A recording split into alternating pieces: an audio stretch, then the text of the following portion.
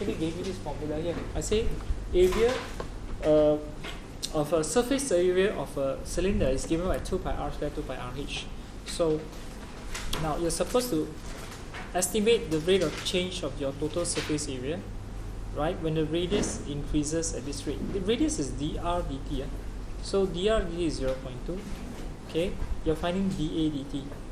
Alright, so we need to use dA dt and insert dr. You sub this inside. Now dA dr, you have to go back to this formula here. So I don't write one more time, I differentiate straight away. Oh, I'm so sorry. I need to sub in your height. They say that it has a fixed height of 10. So your A is 2 pi r 10.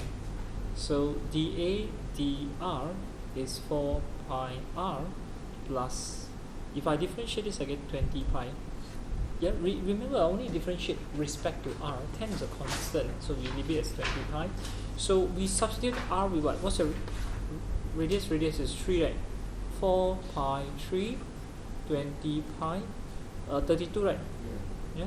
So this 32 you sub in here, 32 pi by 1.6 divided by 5 times 2, 6.4. 6.45. Correct?